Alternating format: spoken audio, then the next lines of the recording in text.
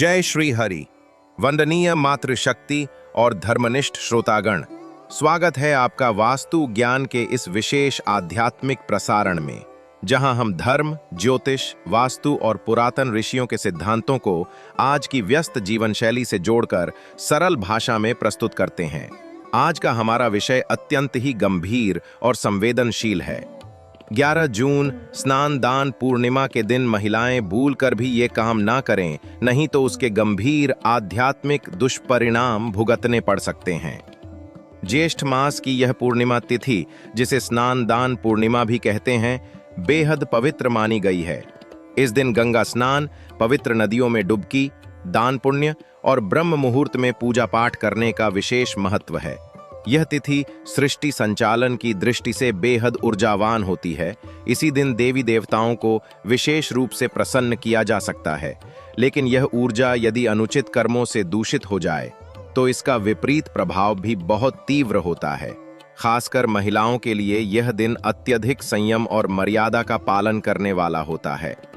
हमारी संस्कृति में नारी को सृजन का स्रोत माना गया है, परंतु जब यही स्त्रीगण इस दिव्य तिथि पर अज्ञानतावश या आधुनिकता के नाम पर कुछ ऐसे कर्म कर बैठती हैं जो धार्मिक दृष्टि से वर्जित हैं, तब उन्हें उसके गंभीर परिणाम भुगतने पड़ते हैं। चाहे वह वैवाहिक जीवन की समस्या हो, संतान बाधा हो, मानसिक अशांति हो या आर्थिक संकट, इन सभी का कारण कई बार इस प्रकार की गलती हो सकती है। तो आइए जानते हैं वे कौन कौन से कर्म हैं जो 11 जून स्नान दान पूर्णिमा के दिन किसी भी महिला को नहीं करने चाहिए। सबसे पहली बात जो ध्यान देने योग्य है वह है तन, मन और वचन की पवित्रता। इस दिन सुबह ब्रह्म मुहूर्त में उठकर स्नान करने और भगवान विष्णु तथा मां लक्ष्मी की पूजा करने की परंपरा है। ऐसे में यदि कोई महिला इस दिन देर तक सोती है और स्नान किए बिना ही दिनचर्या प्रारंभ कर देती है, तो यह न केवल पुण्य का नाश करता है, बल्कि पूरे परिवार के सुखों में विघ्न उत्पन्न करता है। दूसरी बात, इस दिन नख काटना, बाल काटना या शेविंग करना वर्जित है। यह केवल धार्मिक दृष्टिकोण से ही नहीं, बल्कि ऊर्जा विज्ञान के स्तर पर भी शरीर की ऊर्जा को नष्ट करने वाला कार्य माना गया है।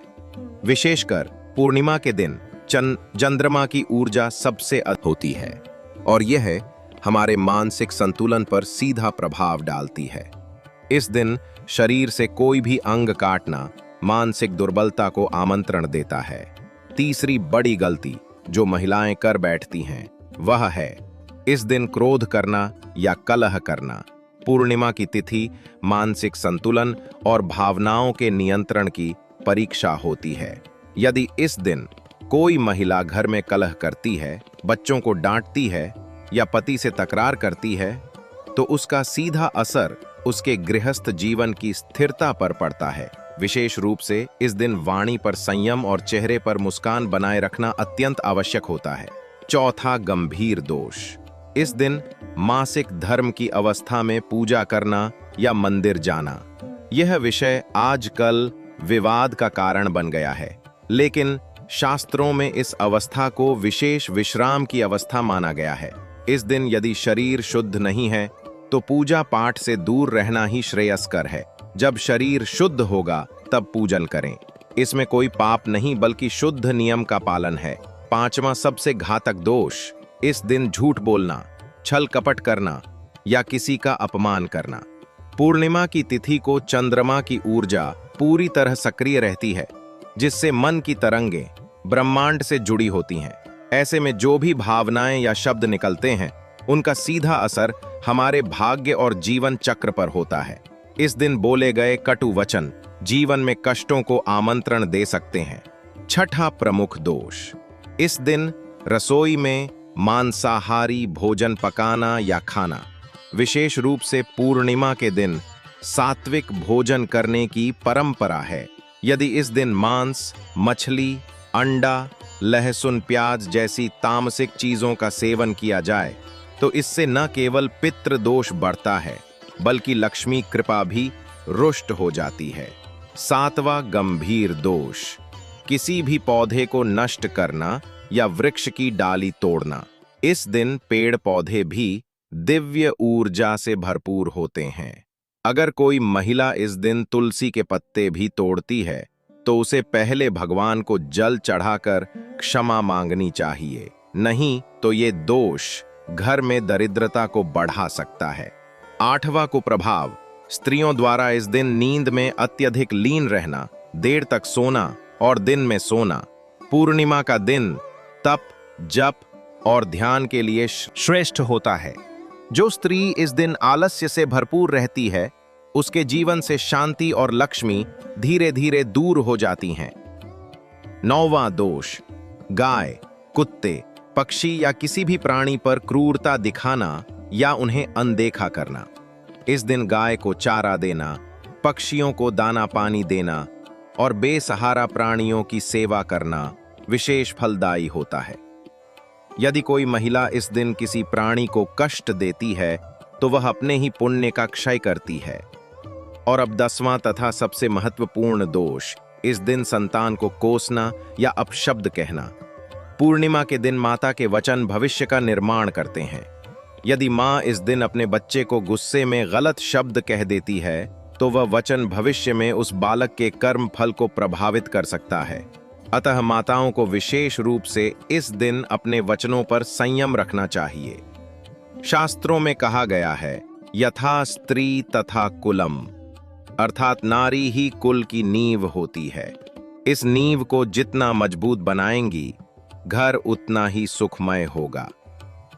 वास्तु ज्ञान चैनल का उद्देश्य भी यही है कि हम आपको इन सूक्ष्म लेकिन महत्वपूर्ण धार्मिक तथ्यों से अवगत कराएं, ताकि आपके जीवन से संकट मिटे और सुख समृद्धि बढ़े। इस विशेष श्रृंखला का ये पहला भाग यहीं पूर्ण होता है। अगले भाग में हम बताएंगे 11 जून स्नान दान पूर्णिमा पर कौन से विशेष उपाय करने चाहिए जिससे घर में स्थायी लक्ष्मी का वास हो, पुत्र पौत्र का सौभाग्य मिले और दरिद्रता सदा के लिए समाप्त हो। यदि आपको ये जानकारी उपयोगी लगी हो तो इस वीडियो को लाइक करें, वास्तु ज्ञान चैनल को सब्सक्राइब करें तो और अधिक से अधिक लोगों को इस पवित्र ज्ञान से जोड़ें।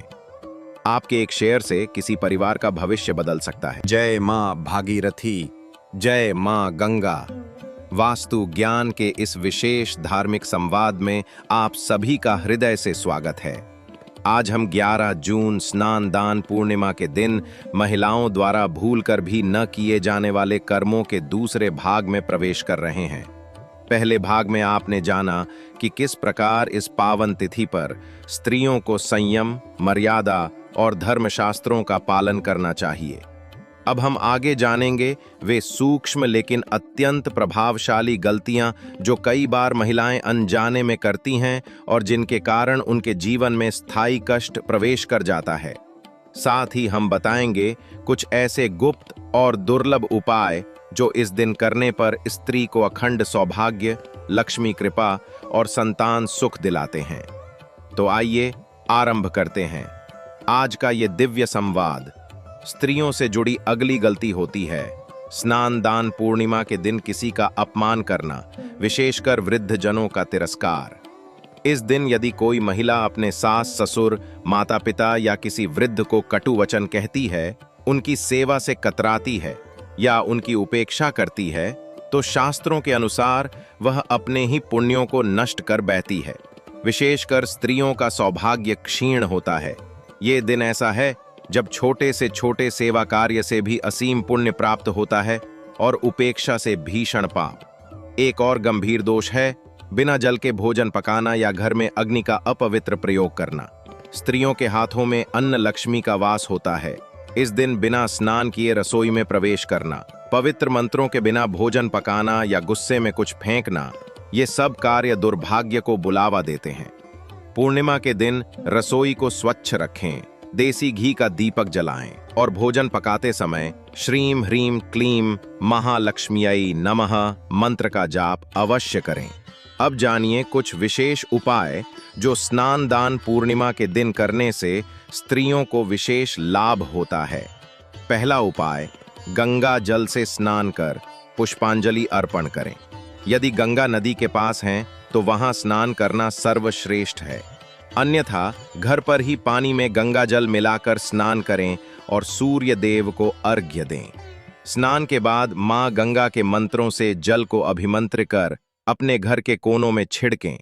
इससे दरिद्रता दूर होती है और घर में पवित्र ऊर्जा का संचार होता है। दूसरा उपाय, इस दिन पीपल के वृक्ष के नीचे दीपक जलाएं।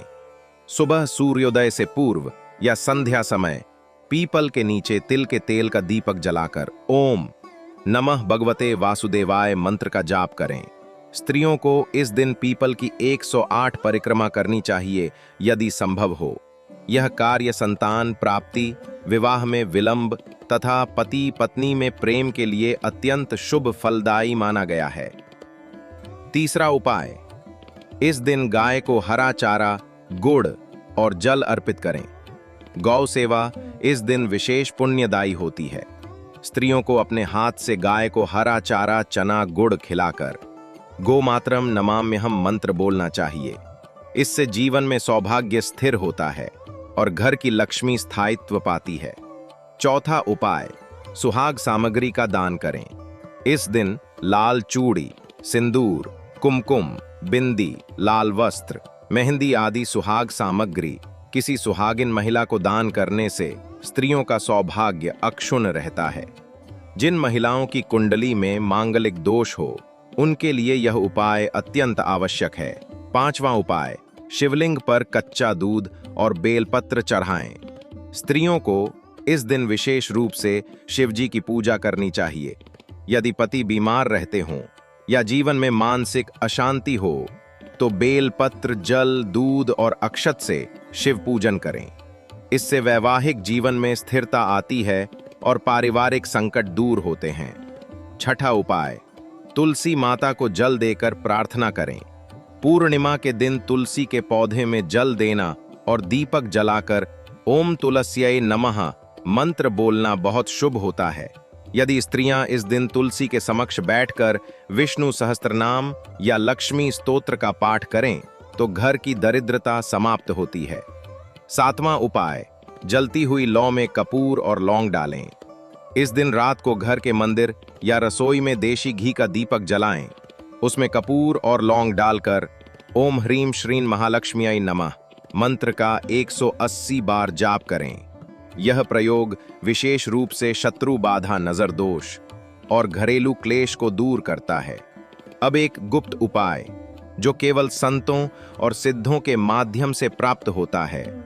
गुप्त उपाय, यदि किसी स्त्री का सौभाग्य बार बार बाधित हो रहा हो, बार बार रोग लग रहे हों, संतान संबंधी कष्ट हों या स्त्री रोग से पीड़ित हों, तो वह इस दिन रात 12 बजे अपने तकिए के नीचे साबुत हल्दी, 5 इलायची और 1 चांदी का छोटा सिक्का रखकर सोए।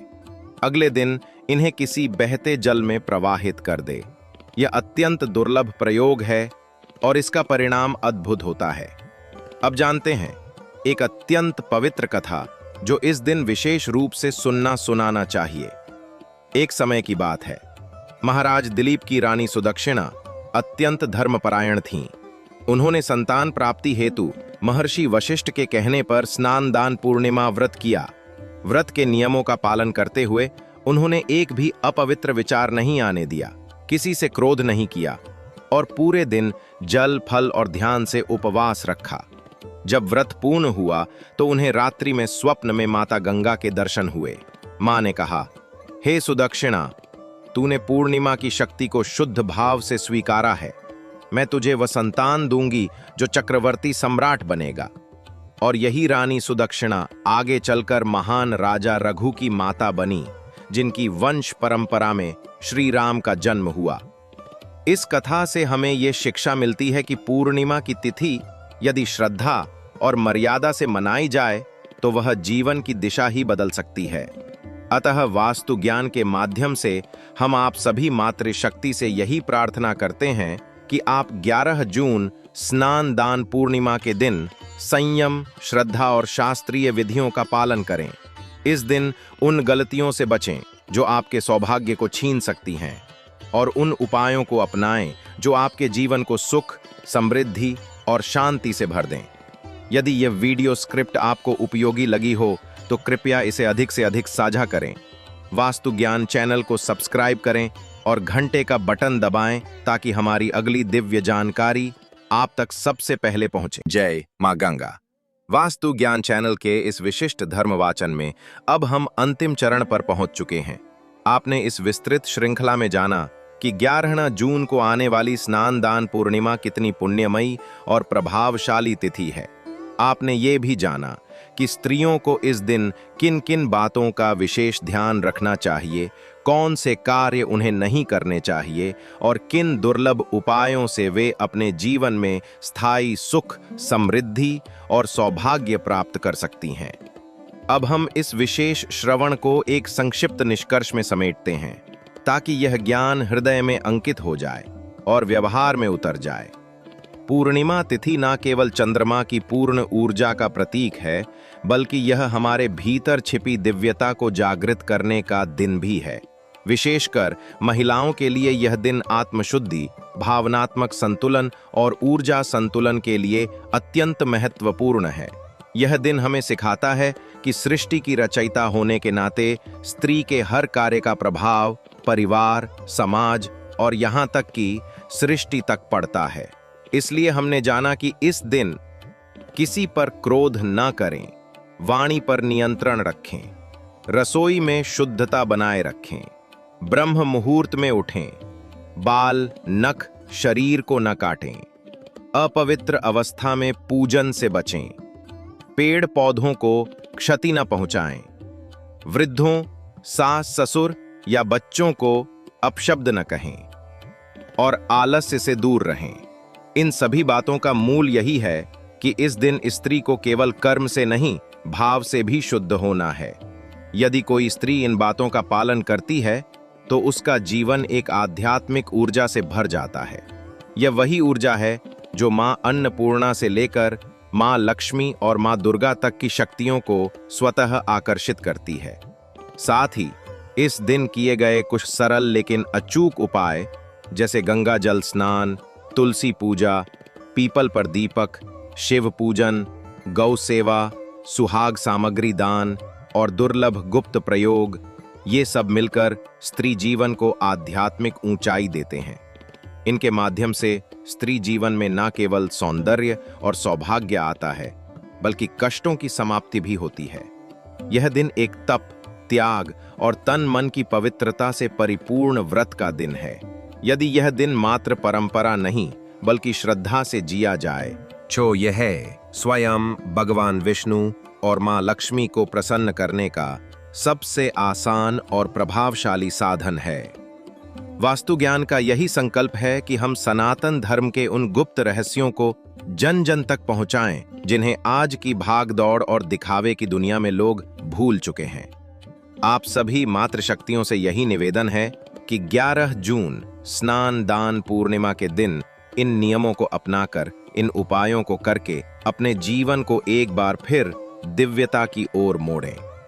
जिस घर की स्त्री जागृत होती है वह घर स्वयं मंदिर बन जाता है। जिस स्त्री की वाणी में मंत्र, जिसकी रसोई में पवित्रता और हूज मन में श्रद्धा होती है, उस स्त्री के घर में कभी दरिद्रता या दुख टिक नहीं सकते।